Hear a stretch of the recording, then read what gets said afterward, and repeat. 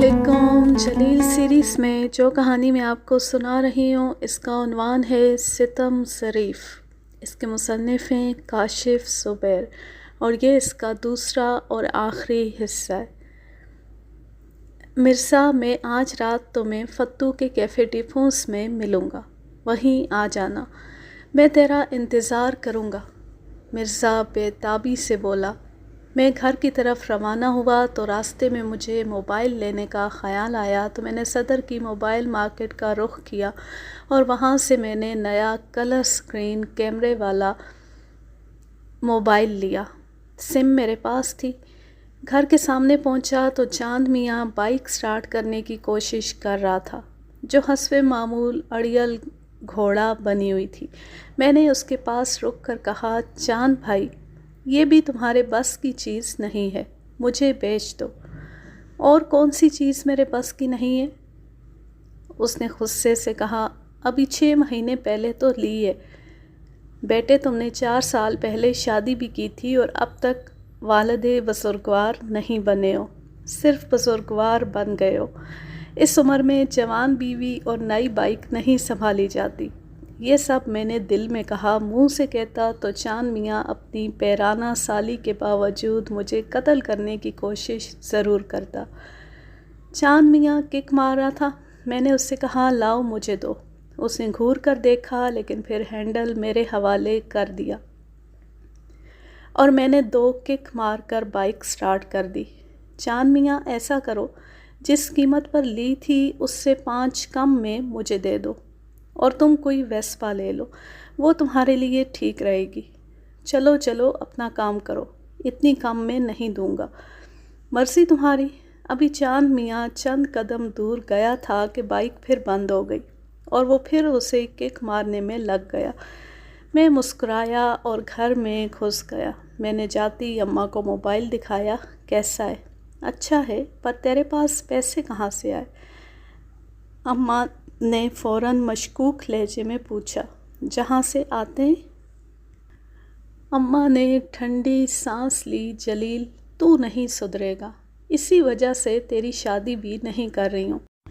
मत करो, किसी दिन इस मोबाइल की तरह शन्नों को भी मैं खुद ही घर ले आऊँगा। इसके बाद अम्मा की सलवातें शुरू हो गई। शन्नो गायब थी। कल उसे रात 2 बजे मेहंदी से लाया था तो वो नींद में इतनी मदहोश थी कि 2 बार बाइक से गिरते गिरते बची और मैंने उसे होशियार होने को नहीं कहा था क्योंकि फिर वो मुझसे चिमट कर ना बैठती। घर आकर मैंने सर्द आह भरी, कमबख्त, इतना सा रास्ता था, ये तुम्हारी सहेली कहीं कोरंगी या यूनिवर्सिटी रोड पर नहीं रह सकती थी? शन्नो ने मुंह बनाया। पता नहीं क्या बक रहे हो, उसने कहा और दरवाज़ा बजाया। मैंने उसका हाथ पकड़कर उसे उसके दरवाज़े के सामने खड़ा किया। तुम्हारा दरवाज़ा ये है और इसमें जाने के लिए फ़िलहाल तुम्हें 3 अल्फाज कहने तक इंतज़ार करना होगा। क्या? कबूल है, कबूल है, कबूल है। शन्नो ने मुझे घूरा और दरवाज़ा खुलते ही अंदर चली गई। इम्कान यही था कि वो पड़ी सो रही होगी या टीवी लगाकर बैठ गई होगी, इसलिए मुझे बिल्ली की आवाज़ में सिग्नल देना पड़ा। वो कुछ देर बाद झुंझलाती हुई आई। क्या है? इतना ज़बरदस्त सीन था। तुम्हारी बात पर मुझे शादी के बाद का इबरतनाक सीन दिखाई दे रहा है। शौहर और बच्चे भूख से वफ़ात पाने वाले होंगे और तुम बैठी टीवी देख रही होगी। बको मत।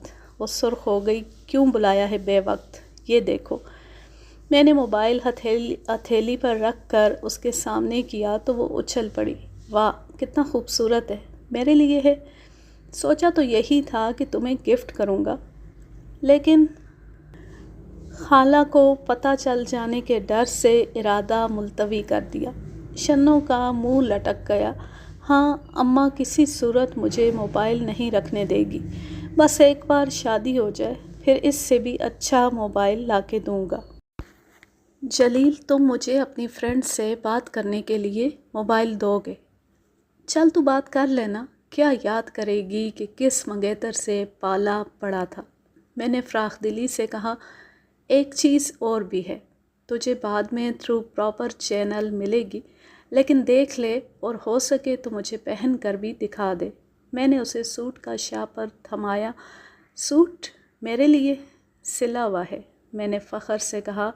2 گھنٹے میں خرید کر سلوا بھی لیا۔ اس نے شاپر سے سوٹ نکال کر دیکھا۔ بہت اچھا ہے، وہ بدن سے لگا کر دیکھنے لگی۔ پھر اسے خیال آیا، لیکن تو نے ناپ کیسے بتایا؟ زبانی، تیرے سارے نشیب و فراز مجھے زبانی یاد ہیں۔ شنو حسب معمول خوش اور خفا ہو گئی۔ بدتمیز، اگر ہو سکے تو پہن کر دکھا دے اور پھر واپس کر دے، میں اماں کو دے دوں گا اور وہ خالہ کو دے جائیں گی۔ میں آتی ہوں، اس نے کہا اور نیچے غائب ہو گئی۔ خالہ شاید مغرب کی نماز پڑھ رہی تھیں اور شنو نے موقع سے فائدہ اٹھا کر سوٹ پہن کر دکھا دیا، بلکہ اپنی تصویریں بھی بنوا لیں۔ سوٹ اسے پوری طرح فٹ آیا تھا۔ دیکھا، میں نے کہا تھا کہ مجھے سب ازبر ہے، میں نے اس سے شاپر لیتے ہوئے کہا۔ اس پر شنو گھورتی ہوئی واک آؤٹ کر گئی۔ میں نیچے آیا اور شاپر اماں کو تھما دیا۔ اس میں تمہاری ہونے والی اور شاید کبھی نہ ہونے والی بہو کے لیے سوٹ ہے۔ یہ تو تجھ پر ہے کہ وہ ہوتی ہے یا نہیں ہوتی۔ ہمیشہ کی طرح اماں نے ملبہ میرے سر پر ڈال دیا۔ میں باہر آیا تو آپے سے باہر چاند میاں بائک کو مٹی کا تیل چھڑک کر آگ لگانے کی سوچ رہا تھا۔ میں نے ایک بار پھر اپنی پیشکش دہرائی تو خلاف توقع اس نے کہا، لاؤ، ابھی لاؤ۔ 40 کی لی تھی، 35 میں دے رہا ہوں۔ سچ؟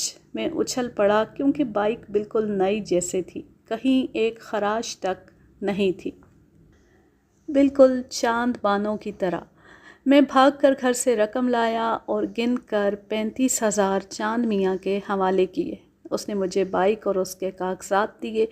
کل میرے ساتھ چل کر اسے اپنے نام کروا لینا، چاہو تو رقم بھی تب دے دینا۔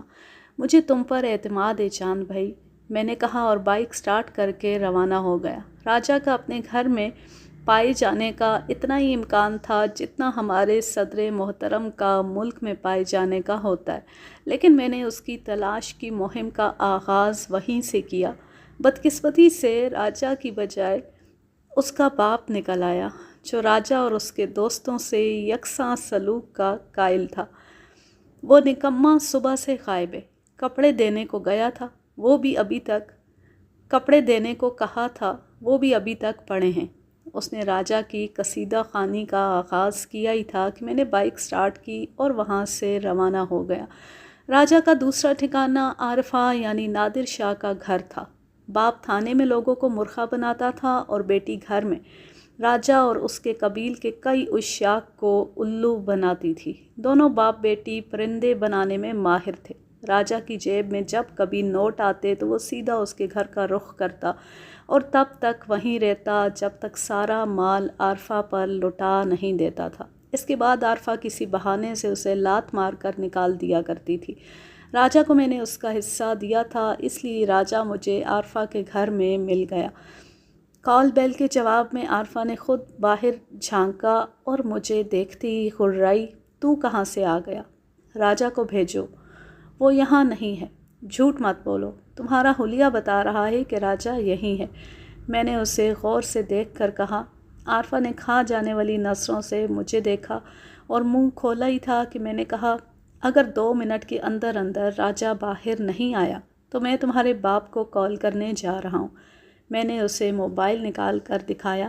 اس نے منہ بند کر لیا اور پاؤں پٹکتی ہوئی اندر چلی گئی۔ اگرچہ نادر شاہ اپنی دختر بد اختر کے کرتوت بخوبی جانتا تھا، لیکن فی الوقت نادر شاہ کی آمد سے ان کے رنگ میں بھنگ ضرور پڑ جاتا، اس لیے عارفہ نے راجہ کو فوراً باہر بھیج دیا۔ وہ باہر آیا تو کافی تپا ہوا تھا۔ کیا ہے؟ اس نے پھاڑ کھانے والے لہجے میں کہا۔ اس وقت مرنے کی کیا ضرورت تھی؟ معاف کرنا یار، مجھے معلوم ہے کہ تو مصروف تھا، لیکن ابھی میں ایک ضروری اور اہم کام سے آیا ہوں۔ اس وقت میں فرشتہ اجل کے ساتھ بھی نہیں جا سکتا، اس نے فیصلہ کن لہجے میں کہا۔ اپنے باپ کے ساتھ تو جا سکتا ہے، وہ بھی تجھے تلاش کر رہا ہے۔ باپ کے نام پر راجہ کڑک لٹھے سے اچانک ململ میں بدل گیا۔ اس نے عاجزی سے کہا، ابا کو درمیان میں لانے کی کیا ضرورت ہے؟ تو بول، کیا کام ہے؟ راجہ تیرے فائدے کا کام ہے، اس وقت بھی میں خسارے میں نہیں ہوں۔ اس نے اندر کی طرف دیکھا۔ عارفہ پچھلے خراب رویے کی تلافی کر رہی ہے۔ دیکھ راجہ، تیرے پاس جب نوٹ ہوں گے عارفہ پچھلے رویے کی تلافی کر دے گی۔ اصل اہمیت نوٹوں کی ہے اور نوٹ کمانے کا موقع یہی ہے۔ کتنے نوٹوں کا موقع ہے؟ کم سے کم 2 لاکھ روپے۔ ممکن ہے اس سے زیادہ بھی مل جائیں۔ راجہ اچھل پڑا۔ 2 لاکھ روپے؟ اس نے مشکوک نظروں سے میری طرف دیکھا۔ کہیں تو نے کوئی خواب تو نہیں دیکھا؟ بیٹے، میں خواب نہیں دیکھتا، ان کی عملی تعبیر پیش کرتا ہوں۔ یہ بتا کہ تو چل رہا ہے یا میں کسی اور کو تلاش کروں؟ میں نے سوچا تھا کہ پہلے دوست کا بھلا کروں، لیکن تو عارفہ۔ اس سے آگے میں نے نہایت واہیات جملہ ادا کیا۔ میں عارفہ کو بتا کر آتا ہوں، راجہ نے کسی فرما بردار اولاد کی طرح کہا، لیکن عارفہ دروازے سے لگی کھڑی ہماری باتیں سن رہی تھی اور ظاہر ہے اس نے اپنے بارے میں میرا جملہ سن لیا تھا جو بیان کے قابل بھی نہیں تھا، اور پھر اس نے جو کہنا شروع کیا اسے بھی ناقابل اشاعت سمجھا جائے۔ میں نے بائک سٹارٹ کی اور راجہ سے کہا، میں فتو کے کیفے ڈی پھونس جا رہا ہوں، وہیں آ جاؤ۔ میں روانہ ہوا تو عارفہ کی آواز گلی کے کونے تک آ رہی تھی۔ مجھے شبہ تھا کہ وہ راجہ کو آنے نہیں دے گی، لیکن راجہ اسے چکمہ دے کر بھی آ سکتا تھا۔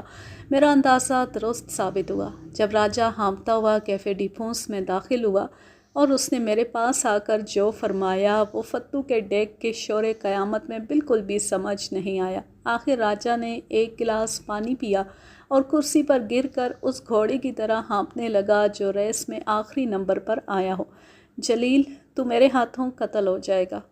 اس کا مطلب ہے کہ اس فٹ پاتھی نجومی کی پیشگوئی درست ثابت ہوگی جس نے کہا تھا۔ کیا کہا تھا؟ اس نے کہا تھا کہ میری موت کسی کمینے اور گھٹیا شخص کے ہاتھوں ہوگی۔ راجہ نے نجومی کی شان میں بھی گستاخی کی۔ وہ واضح طور پر مشتعل تھا، اور اگر میں نے لاکھوں کی بات نہ کی ہوتی تو وہ کسی صورت یہاں نہ آتا۔ میں نے فتو کے چھوٹے کو بلایا، 2 دودھ پتی لے آ، لیکن دودھ بھینس کا، ڈبے والا نہیں چلے گا۔ جلیل جلدی بک، کیا بات ہے؟ راجہ واپس جانے کے لیے بے چین لگ رہا تھا۔ راجہ، فرض کر تو اپنے باپ کا نہیں کسی وڈیرے کا گمشدہ بیٹا ہے۔ راجہ بالکل بھی مشتعل نہیں ہوا۔ تیرے منہ میں گھی شکر، اور وڈیرا کئی ہزار ایکڑ زمین کا مالک بھی ہو، تیرے منہ میں موتی۔ راجہ مزید خوش ہو گیا۔ کیا ایسا سچ مچ کوئی چانس ہے؟ بالکل، ورنہ مجھے پاگل کتے نے کاٹا تھا جو اس ہرافہ کے کوٹھے کا رخ کرتا۔ اسے سمجھا لے، میرے منہ لگی تو بہت برا ہوگا۔ تیرے ساتھ ہی ہوگا۔ راجہ نے دانت نکالے۔ اس کے باپ کو جانتا ہے نا؟ اب تو واپس نہیں جائے گا اور ہم کل مرزا سے ملیں گے۔ اس سے تو مجھے بھی ملنا ہے۔ میرا خیال ہے زمین کو مرزا جیسے شخص سے پاک کر دینا چاہیے۔ احمق، مرزا ہی تو تجھے وڈیرے کا سپوت بنائے گا۔ یہ سن کر راجہ نے انکار کر دیا۔ مرزا نے اسے ایک بار ڈسا تھا اور وہ دوبارہ ڈسے جانے کے لیے تیار نہیں تھا۔ اگر مرزا مجھے اوباما کا بیٹا بنا دے تب بھی میں نہیں مانوں گا۔ میں نے غور کیا۔ تو اوباما کا بیٹا بھی بن سکتا ہے، بس ذرا نقوش اس سے خوبصورت ہے، لیکن سنا ہے کہ شکل و صورت کے لحاظ سے وڈیرا بھی تیرا والد ماجد لگتا ہے۔ راجہ کو منتخب کرنے کی ایک وجہ یہ بھی تھی کہ وہ شکل سے وڈیرے کی اولاد نظر آتا، جو بقول مرزا سیاہ روح اور پستہ قد تھا۔ پھر راجہ مشکل حالات اور آزمائشوں کا پروردہ بھی لگتا تھا، حالانکہ اس کی سب سے بڑی مشکل اس کا باپ خود تھا، اور اب اسے موقع ملا تھا تو وہ 1 منٹ میں باپ بدلنے کو تیار ہو گیا۔ بس مرزا کا نام سن کر بتکا تھا۔ بڑی مشکل سے میں نے اسے راضی کیا۔ تو مرزا کو مار گولی، بس سمجھ لے کہ میرے لیے کام کر رہا ہے، تب میں 2 لاکھ روپے تجھ سے لوں گا۔ مجھے ملیں گے تو میں تجھے کیوں نہیں دوں گا؟ میرے گہن لگے چاند، میں نے پچکار کر کہا۔ موسم بدل رہا تھا اور نومبر کا مہینہ تھا، لیکن دن ابھی بھی گرم ہوتا تھا۔ ایک طویل اور گرد آلود سفر نے ہم سب کا برا حال کر دیا۔ بس میں سب سے پیچھے جگہ ملی تھی۔ بس مکمل ایسی تھی، یعنی کسی کھڑکی میں شیشہ نہیں تھا۔ یہ اور بات تھی کہ ہوا سے زیادہ مٹی اندر آ رہی تھی۔ اس روتی اور ہونکتی بس نے 4 گھنٹے بعد نیشنل ہائی وے پر ٹھٹھہ کے قریب ہمیں وہاں اتارا جہاں سے مراد خان کا گاؤں ڈیرہ مراد خان چند میل کے فاصلے پر تھا۔ سورج اس وقت بالکل سر پر تھا اور آگ برسانے کے موڈ میں تھا۔ اتنی گرمی! راجا نے زبان نکال کر کہا، مرزا کہیں تو کسی سازش کے تحت تو ہمیں یہاں نہیں لایا ہے، ڈاکوؤں سے ساز باز کر کے؟ مرزا نے برا مان کر کہا، لانا ہوتا تو کھاتے پیتے لوگوں کو لاتا، تم کنگلوں سے ڈاکوؤں کو کیا ملے گا؟ الٹا کھانا کھلانا پڑے گا۔ یہاں سے گاؤں تک جانے کے لیے کوئی سواری نہیں مل سکتی؟ راجا نے فریاد کی۔ وہ سخت ہڈ حرام تھا اور محنت والے کسی بھی کام سے اس کی جان نکلتی تھی، سوائے اس محنت کے جو وہ عارفہ کے پاس کرتا تھا۔ یہاں سواری نہیں ملتی۔ ویسے میں مراد خان کو کہہ دیتا تو وہ کراچی اپنی پجیرو بھیج دیتا۔ اس بار راجا کے ساتھ میں بھی بھنا گیا تو کہا کیوں نہیں، میں اسے سرپرائز دینا چاہتا تھا۔ راجا نے مرزا کے سرپرائز کے بارے میں اپنے پاکیزہ خیالات ظاہر کیے اور میں نے اس کی تائید کی۔ مرزا الو کا پٹھا ہمیں بلا وجہ خوار کروا رہا تھا، جبکہ ہم مراد خان کی گاڑی میں نہایت ٹھاٹھ سے سفر کر سکتے تھے۔ راجا صحیح کہہ رہا تھا، مرزا بدبخت ہم سے انتقام لے رہا تھا۔ چلتے چلتے ہماری ٹانگیں اکڑ گئیں اور پیٹ میں چوہوں کے پیچھے دوڑتی بلیاں تک نڈھال ہو گئیں۔ مرزا ہر بار پوچھنے پر گاؤں کے کچھ دور ہونے کا اعلان کرتا تھا۔ اس نے کوئی درجنویں بار یہی کہا تو میں نے اس کی گردن دبوچ لی۔ مرزا، گاؤں کہاں ہے؟ یہ رہا سامنے۔ اس نے گردن چھڑانے کی کوشش کی۔ میں نے دیکھا اور دنگ رہ گیا۔ نہ جانے کس وقت گاؤں آ گیا تھا۔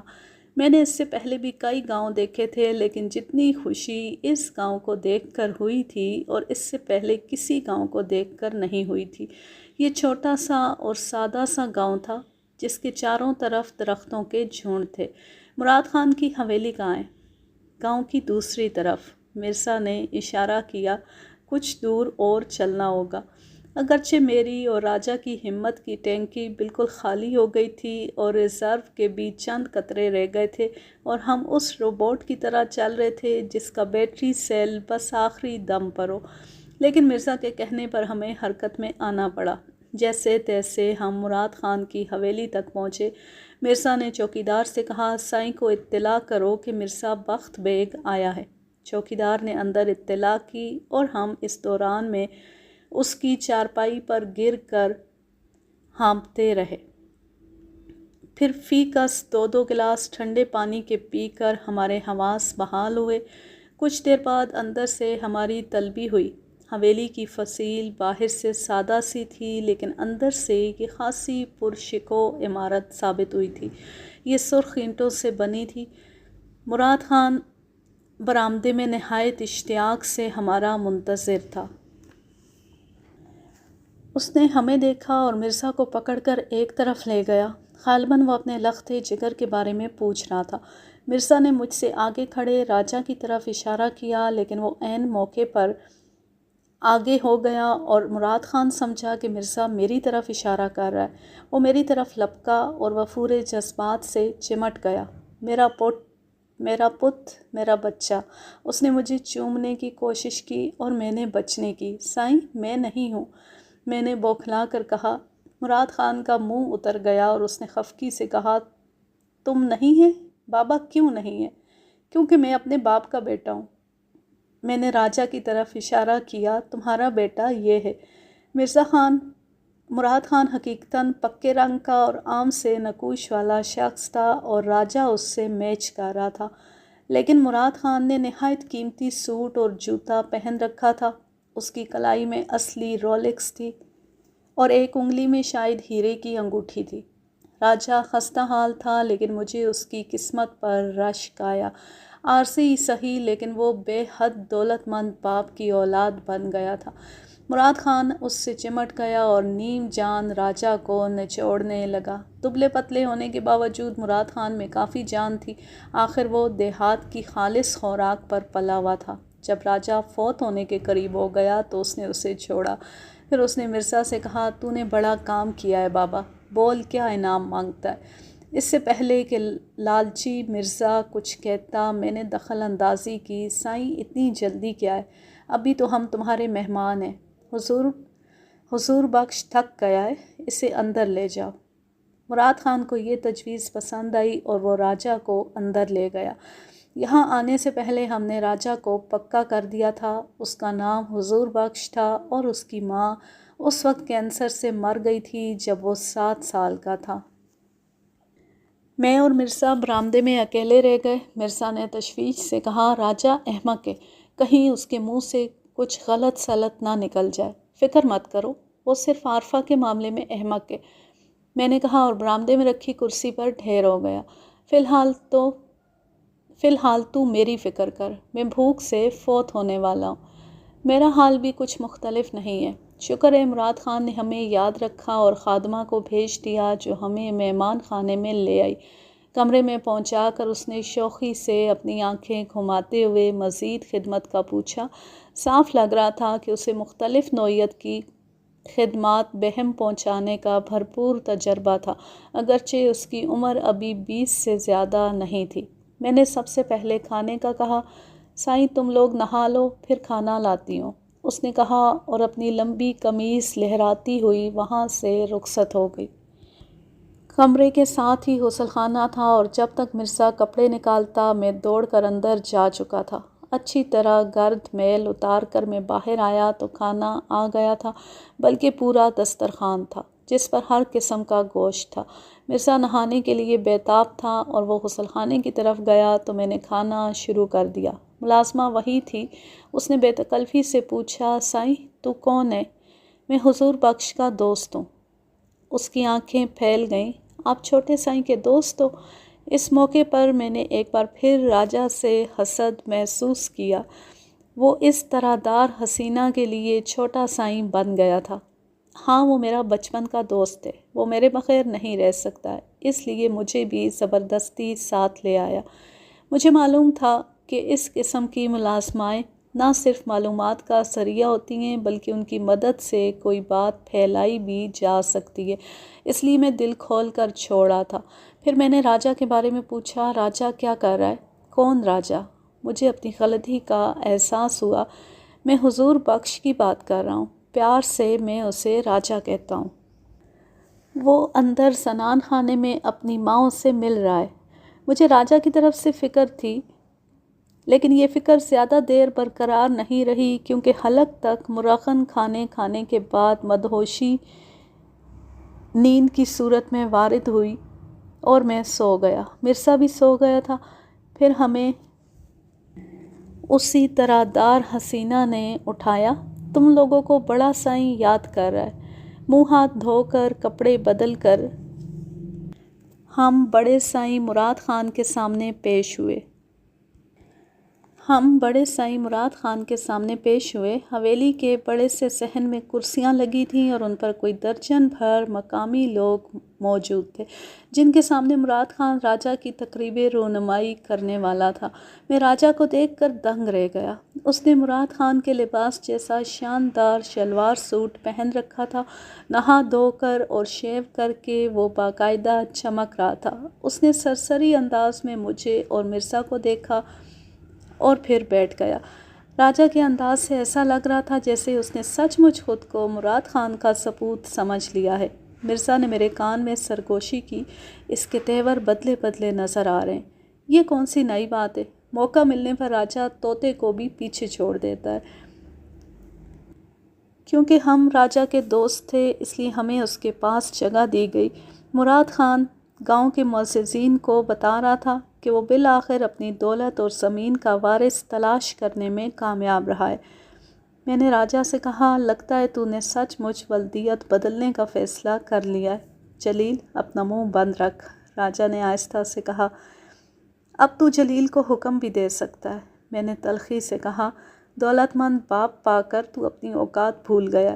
راجہ نے مجھے خونی نظروں سے گھورا لیکن کچھ بولا نہیں۔ مراد خان کے تعارف کے بعد معززین گاؤں راجہ سے ہاتھ ملانے کے لیے ایک دوسرے پر چڑھے جا رہے تھے۔ مرزا حیرت سے منہ کھولے دیکھ رہا تھا۔ شاید راجہ کی یہ پذیرائی اس کے وہم و گمان میں بھی نہ تھی۔ تعارف کی اس تقریب کے بعد مراد خان نے معززین کو رخصت کیا اور پھر راجہ سے کہا، تو اندر جا۔ راجہ بھی اندر جانے کے لیے بیتاب لگ رہا تھا۔ بعد میں پتہ چلا کہ اس کی 17 عدد بہنوں کے علاوہ کوئی 1 درجن کزنز بھی تھیں۔ اور وہ سب ایک سے ایک بڑھ کر حسین تھیں۔ راجہ کا دل باہر کیسے لگتا۔ اس کے جانے کے بعد مراد خان نے مرزا سے کہا، مرزا تو نے مجھ پر بڑا احسان کیا ہے، میرے بچھڑے بیٹے کو ملوا دیا ہے، بول بابا کیا انعام چاہیے تجھے؟ مجھے حیرت تھی کہ مراد خان نے راجہ کو اتنی آسانی سے اپنا بیٹا مان لیا تھا۔ شاید اس کی بنیاد وہ چیزیں تھیں جو مراد خان اور اس کی سابقہ بیوی سے تعلق رکھتی تھیں، اور مراد خان ان کو پہچانتا تھا، اس لیے اس نے راجہ کو بیٹا مان لیا۔ پھر بھی مجھے اس کی سادہ لوحی پر حیرت تھی۔ یہاں آنے سے پہلے میں نے مرزا کو سمجھا دیا تھا کہ وہ صرف اپنی سونے کی پلیٹوں کے چکر میں نہ رہے اور مراد خان سے مزید کھینچنے کی کوشش بھی کرے۔ وہ کروڑ پتی تھا، آسانی سے 10-20 لاکھ اسے انعام دے سکتا تھا۔ مرزا نے کہا تھا، مجھے سکھانے پڑھانے کی ضرورت نہیں، میں جانتا ہوں مجھے کیا کرنا ہے۔ یہ بھی یاد رکھنا کہ مزید جو ملے گا اس میں سے بھی 50% میرا ہوگا اور تو فوراً ادا کرے گا۔ اس میں سے کیوں؟ تیرا حصہ صرف سونے کی پلیٹوں میں ہے؟ نہیں، اوپر سے ملنے والی رقم میں سے بھی ہوگا، ورنہ تو جانتا ہے کہ میں راجہ کی اصلیت 1 منٹ میں کھول سکتا ہوں، اور اس کے بعد مراد خان فراڈ کرنے کے جرم میں تجھے کتوں کے سامنے ڈال دے گا۔ مرزا مراد خان کے کتے ملاحظہ فرما چکا تھا، اس لیے اس نے جلدی سے کہا، جلیل تو بڑی جلدی ناراض ہو جاتا ہے، جیسا تو کہے گا ویسا ہی ہوگا، اسی میں تیری اور سب کی بہتری ہے۔ مراد خان نے مرزا کے سامنے کھلی پیشکش رکھی تو اس نے کن اکھیوں سے میری طرف دیکھا اور بولا، سائیں آپ بادشاہ ہیں، میرے سونے کے علاوہ جو چاہیں انعام دے دیں، سونے کو بھول جا۔ مراد خان نے بے نیازی سے کہا، اس کے بدلے مجھ سے قیمت لے لے۔ سائیں وہ 110 تولے سونا ہے، آج کے حساب سے 40 لاکھ کا ہے۔ بس 40 لاکھ کا؟ مراد خان حقارت سے بولا، تو مجھ سے 50 لاکھ لے لے۔ مرزا کا مارے خوشی کے برا حال ہو گیا، بس مراد خان کے قدموں میں لوٹنے کی کسر رہ گئی تھی۔ اس نے مراد خان کے ہاتھ چومے اور بولا، سائیں آپ دیالو ہو، ابھی تو ہمارا مہمان ہے۔ نہ سائیں، مجھے جانا ہے، بہت ضروری کام ہے۔ کوئی ضروری کام نہیں ہے، مراد خان نے فیصلہ کن انداز میں کہا، تجھے اور مولا بخش کو 2 دن یہاں رکنا ہوگا، ابھی تو کل جشن ہوگا۔ مراد خان کے اندر جانے کے بعد میں نے مرزا سے کہا، یہ اتنی آسانی سے رقم نہیں دے گا، تجھے اور مجھے 2 دن یہاں رکنا ہوگا۔ فائدہ؟ 40 میں سے 15 تو لے جائے گا، 50 میں سے 19۔ میں نے تصحیح کی، مرزا تو سچ مچ کمینہ ہے، تیرا سب ڈوب رہا تھا اور جیسے ہی تیرا کام بنا تو آنکھیں پھیر رہا ہے، لیکن یاد رکھ کام ابھی پوری طرح نہیں بنا ہے۔ میرا یہ مطلب نہیں تھا، بھلے تو 19 کی جگہ 20 لے لے، لیکن میں مرزا کے لہجے سے دھوکہ کھانے والا نہیں تھا۔ مجھے معلوم تھا کہ اگر اسے موقع مل گیا تو وہ مجھے اور راجہ کو چونا لگا کر نکل جائے گا۔ مجھے پوری طرح ہوشیار رہنے کی ضرورت تھی۔ مرزا یہ راجہ کسی اور چکر میں ہے، وہ لالچ میں آ گیا ہے، حالانکہ یہ کھیل چلنے والا نہیں ہے۔ اس کی اصلیت کھل گئی تو مراد خان اسے زندہ دفن کر دے گا یا کتوں کے آگے ڈال دے گا۔ راجہ عقل مند ہے، لیکن اکثر اوقات مفاد سامنے دیکھ کر اس کی عقل گھاس چرنے چلی جاتی ہے۔ میں بھی فکر مند ہو گیا، جلیل اسے سمجھا، ورنہ یہ اپنے ساتھ تجھے بھی مروا دے گا، میں تو ملک سے نکل جاؤں گا۔ مرزا کے بارے میں مجھے یقین تھا کہ وہ مراد خان سے بچنے کے لیے کم سے کم یہ شہر تو چھوڑ دے گا، لیکن میں اور راجہ کہاں جاتے، اس لیے ہمارا اس معاملے سے نکل جانا ضروری تھا۔ جب ہم غائب ہوتے تو مراد خان لازمی ہمیں تلاش کرواتا، اور اسی بنا پر ہم نے نہ صرف نام بدل لیے تھے بلکہ کسی قسم کی کوئی شناختی دستاویز بھی نہیں لائے تھے۔ ہم یہ طے کر کے آئے تھے کہ جیسے ہی مرزا کو سونا واپس ملے گا ہم یہاں سے نکل جائیں گے، لیکن راجہ کے تیوروں نے مجھے فکر مند کر دیا تھا۔ میں نے مہمان خانے میں واپس آنے کے بعد طرح دار ملازمہ سے کہا، حضور بخش سے کہنا کہ مولا بخش اس سے ملنا چاہتا ہے۔ میں کہتی ہوں سائیں، اس نے کہا اور رخصت ہو گئی۔ راجہ ایسا زنان خانے میں گھسا تھا کہ نکلنے کا نام نہیں لے رہا تھا۔ ظاہر ہے وہاں چاروں طرف حسین چہرے تھے اور راجہ کو ہم مرد کہاں یاد آتے۔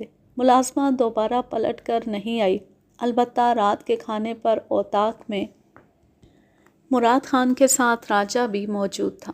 میں اس سے گرم جوشی سے لپٹ گیا اور سرگوشی کی، یار تو مجھے بھول ہی گئے یہاں آ کر۔ راجہ اپنی اوقات میں رہے، پہلی بار گھر والوں سے ملا ہوں تو باہر آنے کو جی نہیں چاہ رہا۔ راجہ نے وضاحت کی، میں اچھی طرح جانتا ہوں تو کس لیے باہر نہیں آ رہا، کھانے کے بعد شرافت سے میرے ساتھ ملاقات کر لے۔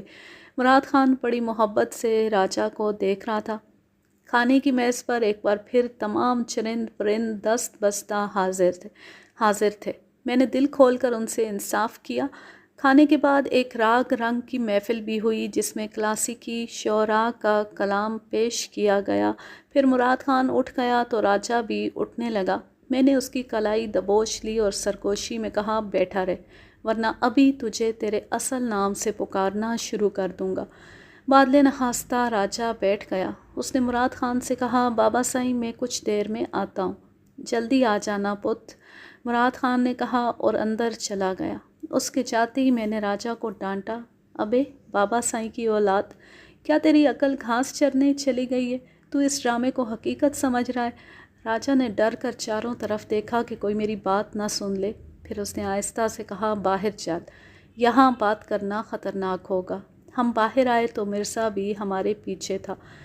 میں نے مرزا سے کہا، تو جا کر آرام کر، میں راجہ کو سمجھا کر آتا ہوں۔ میں بھی سمجھاؤں گا۔ اس نے ڈھٹائی سے انکار کر دیا۔ ہم باہر لان میں آئے جہاں جھینگر اپنا میوزک نائٹ پروگرام چلا رہے تھے اور کہیں دور گیدڑ اس میں بیک گراؤنڈ ساؤنڈ ایفیکٹس دے رہے تھے۔ راجہ برہم تھا، تم دونوں کا دماغ خراب ہے کیا؟ مجھے مراد خان کا بیٹا بنا کر لائے ہو تو میں اس کا بیٹا نہ بنوں، تم لوگوں کے پاس گھسا رہوں؟ میں حیران ہوا، تو کیا یہ سب اداکاری ہے؟ اور کیا، اب میں وڈیرے مراد خان کا اکلوتا بیٹا ہوں اور مجھے اپنا سٹائل ویسا ہی رکھنا چاہیے۔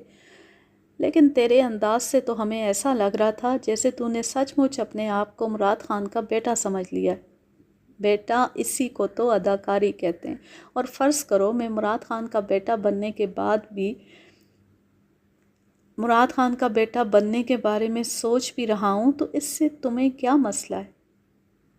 تم نے تو اپنی رقم، اپنا سونا لینا ہے اور 9-2-11 ہو جانا ہے۔ میرا تو مسئلہ نہیں ہے، لیکن تم دونوں مارے جاؤ گے اگر مراد خان کو پتہ چل گیا تو۔ مرزا کا لہجہ شرارت آمیز ہو گیا۔ لیکن ابھی سونا ملا تو نہیں ہے، راجہ نے اسے جوابی دھمکی دی۔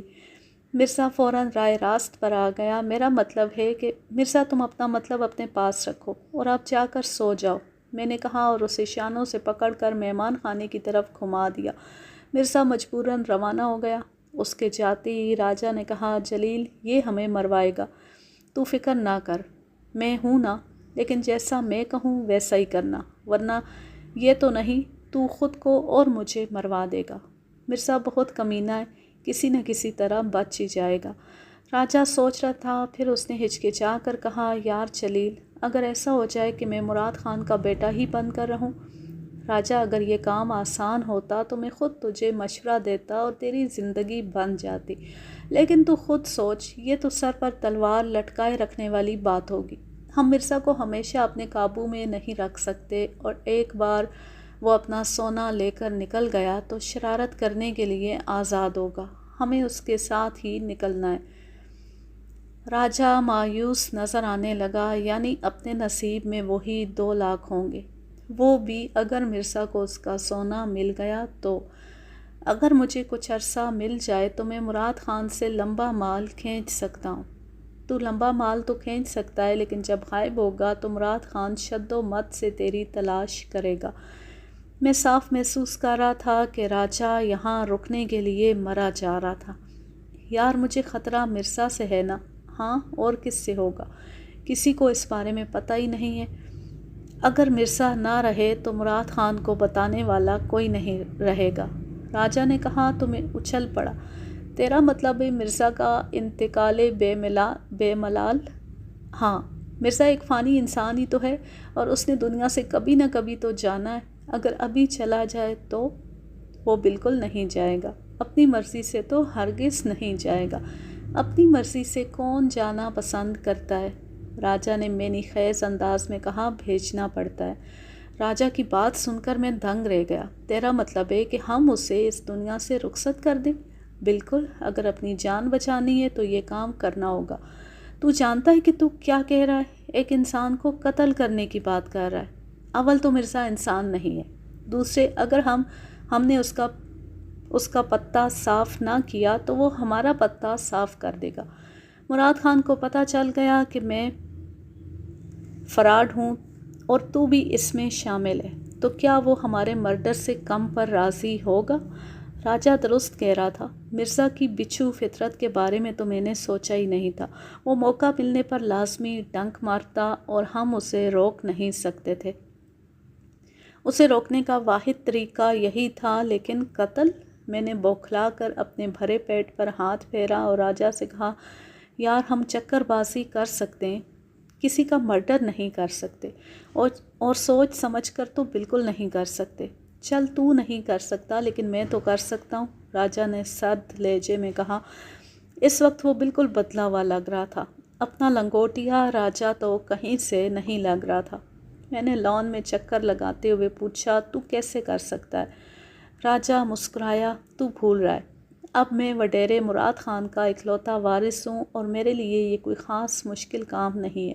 اس کام کے لیے یہاں بہت بندے ہیں، جس کو اشارہ کر دوں تو راتوں رات مرزا غائب ہو جائے گا اور اس کا نام و نشان بھی نہیں ملے گا۔ میں ایک بار پھر دم بخود رہ گیا۔ راجا کسی جدی پشتی وڈیرے کے انداز میں بات کر رہا تھا۔ راجا تو سچ مچ مرزا کے مرڈر کی بات کر رہا ہے؟ ہاں، میں نے سوچ لیا ہے۔ راجا نے سر ہلایا۔ اگر میں نے ایسا نہیں کیا تو وہ صرف مجھے ہی نہیں تجھے بھی مروا دے گا۔ میرے رونگٹے کھڑے ہو رہے تھے۔ میں نے بڑی مشکل سے کہا، یار کوئی اور طریقہ نہیں ہے؟ مرزا کو کہیں قید بھی تو کیا جا سکتا ہے۔ اصل مسئلہ اس کی زبان بند کرنے کا ہے۔ نہیں، اس کے لیے قبر کا قید خانہ ہی ٹھیک ہے۔ پر یہ کام کرے گا کون؟ بابا کا کمدار خمیسو خان، وہ اس قسم کے کاموں میں ماہر ہے۔ مجھ سے آج ہی کہہ رہا تھا کہ مجھے کسی سے تکلیف ہوئی ہو تو بتاؤں، وہ اسے اٹھا کر لے آئے گا اور یہیں زمین میں گاڑ دے گا۔ تیرے ذہن میں یقیناً اپنے باپ کا نام آیا ہوگا۔ نہیں یار، کچھ بھی صحیح، میرا باپ تو وہی ہے۔ راجا، مرزا کا چکر چھوڑ دے اور ہم سونا ملتی یہاں سے نکل جاتے ہیں۔ میں نے اسے قائل کرنے کی کوشش کی، لیکن ایسا لگ رہا تھا کہ وہ اپنا ذہن بنا چکا ہے۔ دوسری طرف مرزا کے بارے میں مجھے 100% یقین تھا کہ وہ یہاں سے جاتی مراد خان کو راجا اور میری اصلیت سے آگاہ کر دے گا۔ دوسری طرف راجا اس اچانک ملنے والے موقع سے دستبردار ہونے کو تیار نہیں تھا۔ میری سمجھ میں نہیں آ رہا تھا کہ اس مسئلہ کشمیر کا کیا حل نکالا جائے۔ راجا نے جاتے ہوئے کہا، ممکن ہے یہ مسئلہ آج رات ہی حل ہو جائے۔ اس کا اشارہ یقیناً مرزا کی طرف تھا۔ میرے پیٹ میں گرہیں سی پڑنے لگی۔ میں نے متعدد بار راجا، جمی، مرزا اور دوسرے بہت سارے افراد کو قتل کرنے کا سوچا تھا، لیکن یہ صرف سوچ ہوتی تھی اور میں حقیقت میں کسی کا مرڈر بالکل نہیں کر سکتا تھا۔ شاید راجا کر سکتا تھا، یا شاید اسے جو مقام مل گیا تھا اسے برقرار رکھنے کے لیے وہ مرزا کو قتل کرنے پر آمادہ ہو گیا تھا۔ میں مہمان خانے کی طرف آیا تو مرزا بے قراری سے کمرے میں ٹہل رہا تھا، اور میں نہیں کہہ سکتا تھا کہ اس کے شرپسند ذہن میں کون سے شرپسند خیالات آ رہے تھے۔ اس نے میری طرف دیکھا اور مشکوک لہجے میں بولا، تم دونوں مجھے بھگا کر کیا باتیں کرتے رہے ہو؟ کوئی سازش کی ہے؟ ہم نے کیا سازش کرنی ہے؟ بس ایسی یہی باتیں کر رہے تھے کہ تجھے تیرا سونا مل جائے اور تو یہاں سے چلا جائے۔ اس وقت تیرے ذہن میں کیا خیالات ہیں؟ اس کا رنگ اڑ گیا، لیکن اس نے ٹھٹائی سے کہا، میرے ذہن میں کیا خیالات آ سکتے ہیں؟ مرزا، بات یہ ہے کہ تو شرارتی آدمی ہے۔ جب تیرا مطلب نکل جائے گا تو تجھے شرارت کرنے سے کون روکے گا؟ کیسی شرارت؟ مرزا انجان بن گیا۔ تو مراد خان کو حقیقت بتا سکتا ہے۔ تو بچ جائے گا لیکن ہم مارے جائیں گے۔ میں ایسا نہیں کر سکتا کیونکہ مجھے بھی یہیں رہنا ہے۔ مجھے بیوقوف مت بنا۔ جب ہم غائب ہوں گے تو وڈیرا سب سے پہلے کسے تلاش کرے گا؟ تجھے، اور جب تو اس کے ہاتھ آئے گا تو وہ تیری دم میں نمدہ فٹ کر کے تجھ سے سب اگلوا لے گا، اور اس کے بعد ہم بھی مارے جائیں گے۔ مرزا چپ ہو گیا، اور یہ خاصی مجرمانہ قسم کی خاموشی تھی۔ یقیناً اس کا ارادہ وہی تھا جس کا راجہ نے خدشہ ظاہر کیا تھا۔ ایک لمحے کو مجھے خیال آیا کہ راجہ اس کتے کی دم کے ساتھ بالکل ٹھیک کرنے جا رہا ہے، لیکن میں نے جلدی سے اس خیال کو جھٹک دیا۔ یہ طے تھا کہ میں کسی کی جان نہیں لے سکتا، اور نہ ہی جان لینے میں حصے دار بن سکتا تھا۔ اب مجھے اس چکر سے خود بھی نکلنا تھا اور ان دونوں کو بھی نکالنا تھا۔ راجہ میرا یار تھا، اور مرزا کو اس لیے بچانا تھا کہ وہ کمینہ صحیح لیکن انسان تو ہے۔ میں بستر پر دراز ہو کر غور و فکر کر رہا تھا کہ وہی خوبصورت خادمہ اندر آئی، اور اس نے شوخی سے مرزا کو کہا، چل سائیں، تیرے کو بڑا سائیں بلاتا ہے۔ صرف اس سے؟ میں نے پوچھا۔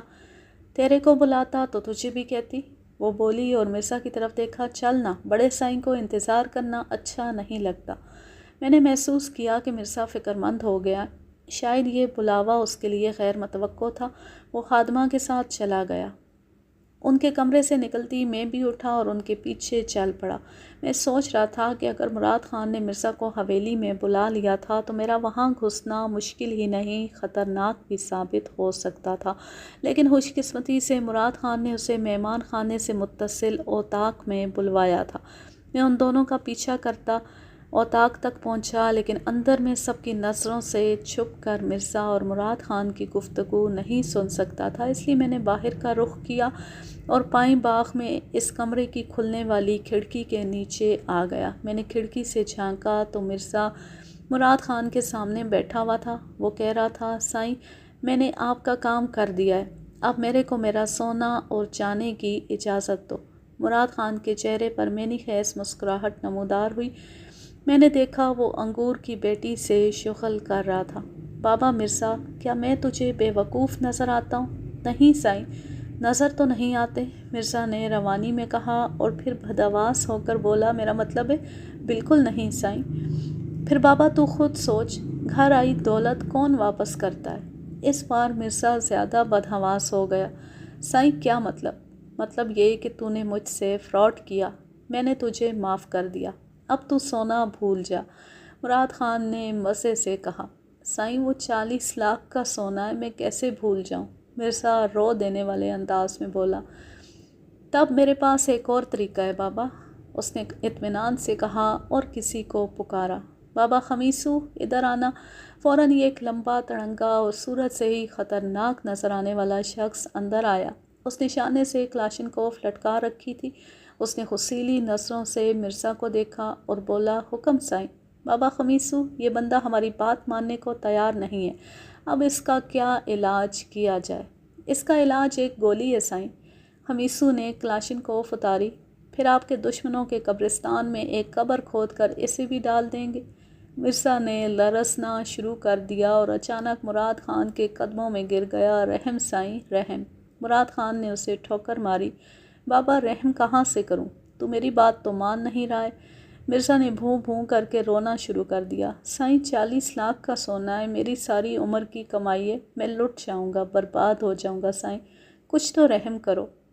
اچھا، مراد خان نے مزے لیتے ہوئے کہا، بابا خمیسو، زکوٰۃ کا حساب پتہ ہے؟ ہاں سائیں، 40 پر 1 روپیہ۔ چل تو سونے کی زکوٰۃ لے لے۔ مراد خان نے جیب سے 1000 کے نوٹ کی گڈی نکال کر مرزا کے سامنے پھینک دی۔ اس نے گڈی اٹھائی اور رحم طلب نظروں سے مراد خان کی طرف دیکھا، لیکن اس کی طرف توجہ دیے بغیر بولا، بابا خمیسو، اسے حفاظت کے ساتھ بڑی سڑک تک چھوڑ آؤ، اسے کوئی نہ کوئی بس مل جائے گی۔ خمیسو نے مرزا کو لب کشائی کا موقع دیے بغیر اسے کالر سے پکڑ کر اٹھایا اور گھسیٹ کر اپنے ساتھ لے گیا، اور مراد خان بنتے انگور سے شغل کرنے میں مصروف ہو گیا۔ مراد خان وڈیرا ہوتے ہوئے بھی ڈاکو نکلا تھا۔ میں تیزی سے واپس آیا تو مرزا کو خمیسو ایک جیپ میں ڈال کر لے جا رہا تھا۔ اسے روکنے کا وقت تھا اور نہ ہی موقع تھا۔ میں واپس اپنے کمرے میں آیا اور ناچنے کے انداز میں ٹہلنے لگا۔ مجھے شبہ تھا کہ راجہ نے مرزا کو راستے سے ہٹانے کے لیے خمیسو سے کہا ہوگا اور اس نے مراد خان سے کہہ دیا ہوگا۔ نتیجے میں مراد خان جو پہلے ہی مرزا سے خار کھائے بیٹھا تھا، اس نے مرزا کے ساتھ یہ سلوک کیا۔ اسے خمیسوں کے ہاتھوں اس دنیا سے تو نہیں لیکن اپنی حویلی سے ضرور رخصت کر دیا، اور مجھے صرف شبہ نہیں یقین تھا کہ مرزا جیسے ہی شہر سے دور کسی محفوظ جگہ پہنچے گا، وہ پہلی فرصت میں کال کر کے مراد خان کو خوشخبری سنا دے گا کہ وہ جسے اپنا لخت جگر اور ولی عہد سمجھ رہا ہے وہ بہروپیہ ہے، وہ اصل میں ایک دھوبی زادہ ہے۔ اس کے بعد میری اور راجہ کی یہاں سے بعافیت تو کیا واپسی ہی مشکوک ہو جاتی، اور عین ممکن ہے کہ راجہ نے اپنے نام نہاد بابا سائیں سے مرزا کے لیے جو خواہش کی تھی وہ ہمارے لیے مان لی جاتی۔ ہمیں وہ وقت آنے سے پہلے یہاں سے نکل جانا تھا۔ مرزا کا سونا اسے نہیں ملا تھا اور ہماری جان کے لالے بھی پڑ گئے تھے۔ مجھے بہر صورت راجہ سے بات کرنا تھی، لیکن وہ اپنی 3 عدد ماؤں، 17 عدد بہنوں اور درجن بھر کزنز کے درمیان راجہ اندر بند کر بیٹھا ہوا تھا۔ اسے اچھی طرح معلوم تھا کہ ان سے اس کا ماؤں اور بہنوں والا کوئی رشتہ نہیں ہے، اس لیے وہ مزے کر رہا تھا۔ اوپر سے کزنز تو ویسے ہی معاف ہوتی ہیں۔ میں نے مہمان خانے میں کسی ملازم کو تلاش کیا لیکن اتفاق سے وہاں کوئی نہیں تھا۔ میں باہر نکلا اور حویلی کی عمارت تک آیا۔ اس کے اگلے حصے میں زنان خانہ تھا، لیکن وہاں تک صرف خاندان کے مردوں کی رسائی تھی اور میرا وہاں داخلہ ممکن نہیں تھا۔ میں عمارت کے آس پاس منڈلا رہا تھا کہ ایک بوڑھی ملازمہ نکل آئی۔ تو کون ہے؟ اس نے مجھے دیکھا۔ میں چھوٹے سائیں کا دوست ہوں، اسے میرا پیغام دے دو، میں اس سے ملنا چاہتا ہوں۔ کیا دے دوں؟ وہ سمجھی نہیں۔ مائی اسے بولو اس کا دوست اس سے ملنا چاہتا ہے۔ بوڑھی ملازمہ اندر چلی گئی۔ میں بے تابی سے انتظار کرنے لگا۔ کچھ دیر بعد دروازہ کھلا تو میں بے اختیار لبکا، لیکن ملازمہ کو دیکھ کر مجھے مایوسی ہوئی۔ اس نے کہا، چھوٹا سائیں اندر ہے، وہ کہتا ہے کہ صبح ملے گا۔ اندر کہاں؟ اندر اپنے کمرے میں، اس کے ساتھ نوری ہے۔ نوری اسی خوبصورت ملازمہ کا نام تھا اور راجہ اس کے ساتھ تھا تو مطلب واضح تھا۔ میں نے دل ہی دل میں راجہ کو سلواتیں سنائیں اور ملازمہ سے کہا، اسے بولو زندگی موت کا مسئلہ ہے، آ کر بات سنیں۔ بوڑھی عورت نے کانوں کو ہاتھ لگایا، نہ سائیں، اس وقت چھوٹے سائیں کو چھیڑا تو وہ غصہ کرے گا۔ میں نے اس پر دل میں چھوٹے سائیں کی ایسی کم تیسی کی جسے عورتوں سے فرصت نہیں تھی۔ وہاں عارفہ کے پاس سے نہیں نکلتا تھا اور یہاں آ کر پھر زنان خانے میں جا بیٹھا تھا۔ بوڑھی ملازمہ مجھے انکار کر کے واپس چلی گئی اور میں مہمان خانے واپس آ گیا۔ اس وقت میرا دل چاہ رہا تھا کہ میں راجہ پر لعنت بھیج کر یہاں سے چلا جاؤں، لیکن یہ بھی ممکن نہیں تھا کیونکہ راجہ پکڑا جاتا تو میرے بارے میں بتانے میں 1 منٹ بھی نہیں لگاتا اور میں مراد خان کی وڈیرا فورس کے ہاتھوں فوراً گرفتار ہو کر واپس لایا جاتا اور راجہ کے ساتھ کسی عبرت ناک انجام سے دوچار ہوتا۔ راجہ کو ساتھ لے کر جانا بہت ضروری تھا اور وہ میری بات سننے کو تیار نہیں تھا۔ میں خود زنان خانے میں نہیں جا سکتا تھا اور راجہ سے رابطہ بھی لازمی تھا۔ اچانک مجھے ایک ترکیب سوجھی۔ میں نے ایک چھوٹے سے کاغذ پر ایک سطر میں لکھا، حضور بخش، مرزا واپس چلا گیا اور وہ جا کر کیا کرے گا تم اچھی طرح جانتے ہو، مجھ سے ملو۔ اس کے بعد میں نے اس کاغذ کو باغ سے کچھ مٹی ڈال کر ایک پڑیا کی شکل میں لپیٹا جیسے اس میں کوئی دوا ہو، اور پھر عمارت کے آس پاس منڈلانے لگا۔ اس بار دوسری ملازمہ آئی۔ میں نے اس سے چھوٹے سائیں کا پوچھا۔ اس نے کہا، سائیں وہ تو کمرے میں ہے، دروازہ بند کر لیا، اس کی دوا میرے پاس ہے، اسے ضروری دینی ہے۔ میں نے پڑیا اس کی طرف بڑھائی، یہ اسے دے آؤ۔ نہ سائیں، وہ ناراض ہوگا۔ ملازمہ نے کہا۔ اسے اچھی طرح معلوم تھا کہ ایسے وقت مداخلت کی جائے تو یہ سائیں لوگ کتنے ناراض ہوتے ہیں۔ میں نے اسے یقین دلایا، نہیں ہوگا، یہ دوا نہ کھائی تو اس کی طبیعت خراب ہو جائے گی۔ اچھا، میں بولتی ہوں جا کر۔ وہ اندر چلی گئی اور میں بے چینی سے ٹہلنے لگا، دل ہی دل میں دعا کرنے لگا کہ راجہ پڑیا کھولتے میرا رکا دیکھ لے اور سمجھ جائے۔ یہ شاید قبولیت کا وقت تھا کیونکہ کچھ دیر بعد اندر سے حیران پریشان راجہ نکلا اور مجھے بازو سے پکڑ کر ایک طرف لے گیا۔ جلیل، یہ کیا بکواس ہے؟ یہ جا کر اپنے نام نہاد باپ سے پوچھ۔ تو نے کیا مرزا کے بارے میں کچھ کہا تھا؟ راجا کے چہرے پر 12 بج گئے۔ میں نے تو اس کا پتہ صاف کرنے کو کہا تھا۔ بیٹے ہمارا پتہ صاف ہونے والا ہے، میں نے جل بھن کر کہا، تیرے کمینے پن کی وجہ سے۔ راجا صورتحال کی سنگینی سمجھ رہا تھا۔ مراد خان نے اس کا سونا بھی نہیں دیا؟ نہیں، اور اب کچھ نہیں ملے گا۔ یہاں تو بھاگتے بھوت کی لنگوٹی بھی نہیں ہے، بھوتوں کو ننگا ہی بھاگنا پڑے گا۔ اس وقت راجا نے امکانہ انداز میں سوال کیا۔ نہیں، صبح آرام سے ناشتہ کر کے نکلیں گے۔ میں بھنا گیا۔ لگتا ہے تیرے سر پر ابھی تک خادمہ کا خمار طاری ہے۔ مرزا یہاں سے جاتی پہلا کام یہی کرے گا، ابھی وقت نکلنے کا۔ راجا کی عقل میں بات آ گئی۔ میں کچھ چیزیں لے لوں؟ اس نے سر داء بھری، بعد میں کام آئیں گی۔ ضرور لے لو، لیکن کوئی ایسی چیز مت اٹھانا جس کی خاطر وڈیرا کراچی تک پہنچ جائے۔ لیکن ہم یہاں سے نکلیں گے کیسے؟ چل چل کر حشر ہو جائے گا۔ اس سے بھی زیادہ حشر پکڑے جانے کی صورت میں ہوگا۔ کسی گاڑی کا ہونا لازمی ہے۔ میں آتا ہوں، راجا اندر جاتے ہوئے بولا۔ اس کی ایک دن کی بادشاہت ختم ہونے کا وقت آ گیا تھا۔ میں لان میں ٹہلنے لگا۔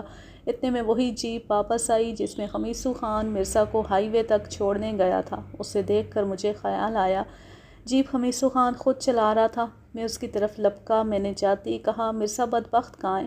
اسے تو میں بڑی سڑک پر چھوڑ آیا ہوں، اسے روکنا ہوگا، اس کے پاس چھوٹے سائیں کی ایک اہم چیز ہے۔ خمیسو خان جلدی سے دوبارہ جیپ میں بیٹھ گیا۔ اب چلو، وہ سڑک پر ہی ہوگا۔ 1 منٹ رک جاؤ، چھوٹا سائیں بھی آ رہا ہے، میں نے جیپ کے پچھلے حصے میں سوار ہوتے ہوئے کہا۔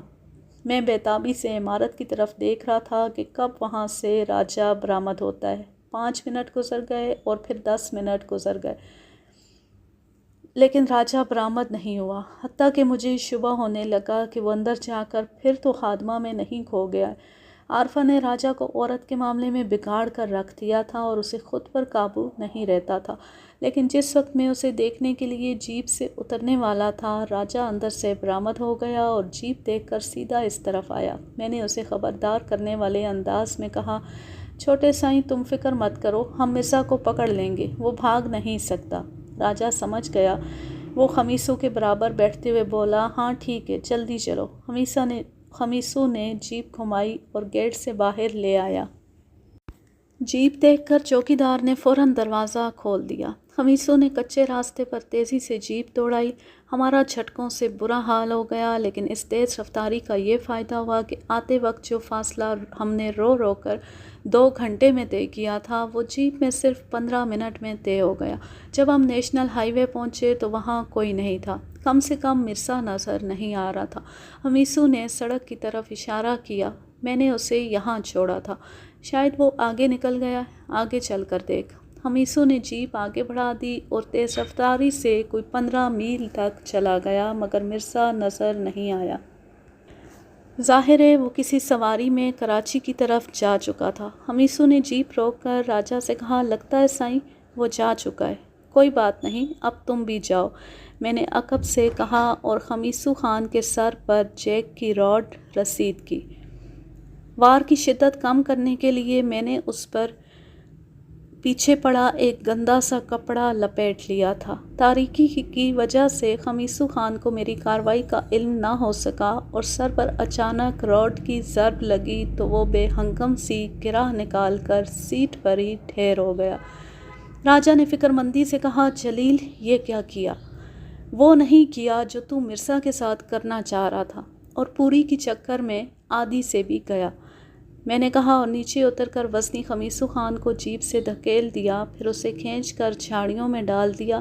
راجا ابھی تک صدمے میں تھا۔ اپنی تو قسمت ہی خراب ہے، اس نے دکھی لہجے میں کہا، اور رہی صحیح کسر تو اپنی حرکتوں سے پوری کر دیتا ہے۔ میں نے ڈرائیونگ سیٹ سنبھالی اور جیپ سٹارٹ کرتی طوفانی رفتار سے کراچی کی طرف روانہ ہو گیا۔